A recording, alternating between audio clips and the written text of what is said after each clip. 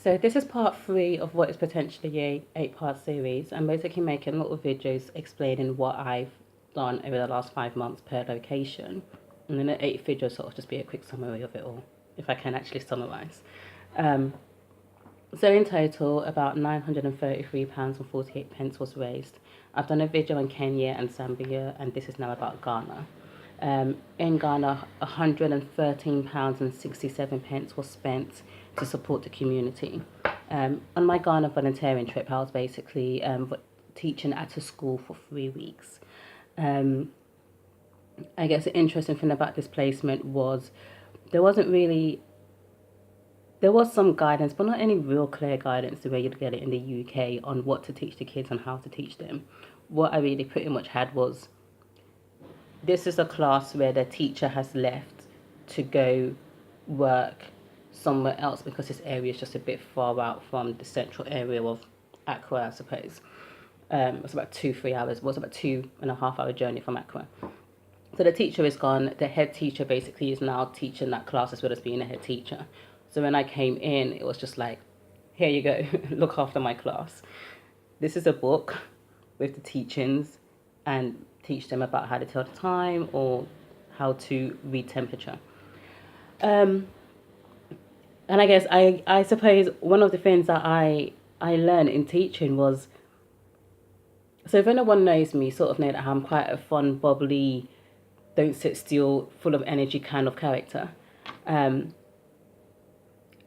And I never really thought I could teach. For some odd reason, it never occurred to me that I could actually teach and impart knowledge onto younger people. And I just sort of realized that that energy that I have made it so much easier for me to connect with them.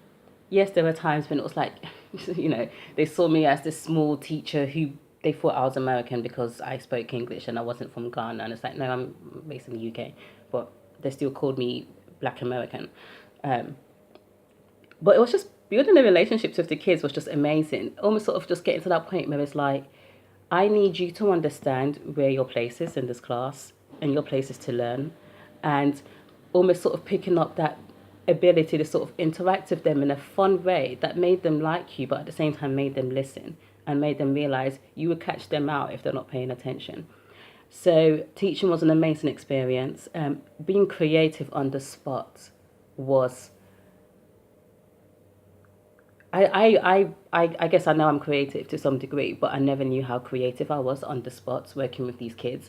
And you sort of realize a point where you're like, okay, so I need to teach you guys about time, but I have nothing in here that actually shows me the time. Or I need to teach you about temperature, but we don't have a thermometer. We're basing this on books. How can I go about this? And it'll be simple activities as throwing water on the kids and being like, so what is this? Is this hot? Is this cold? And that sort of gets their attention and makes them listen. The stuff that you can't really do in the UK. You can't walk around a class and be like, I'm going to chuck water at you, tell me what temperature it is. But it sort of got their attention and helped them to listen. Turning the time was an interesting concept as well, but it worked. Like, I really felt like I made a impact with these kids. One of the things that I did notice is all of their teachings and their books are in English. And there's certain words that they struggle with. And these are words that are really essential to completing any exam. So explain, describe, why, all the sort of words.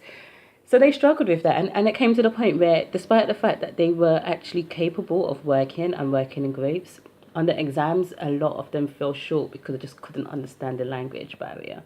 And that was a session that I tried to teach to them as well. So yeah, I spent three weeks teaching, an amazing experience. I'll definitely say if you ever have an opportunity to do it, do it. Just enjoy the moment, to be honest with you. Whilst I was in Ghana, I used to spend a lot of time traveling on the weekends to see different places. I always spent my weekends to travel and explore, and my weekdays was volunteering. After the 3 weeks, I basically had a friend come down to Ghana who's Ghanaian but based in the UK, and we just had a lovely time over Christmas and New Year. So I want to go into any finer detail in that. The money that was spent in Ghana did amount to, I think I said £137. Yeah, £113.67. And that was basically used to buy books, pencils, sharpeners, rubbers, for each and every kid in the school.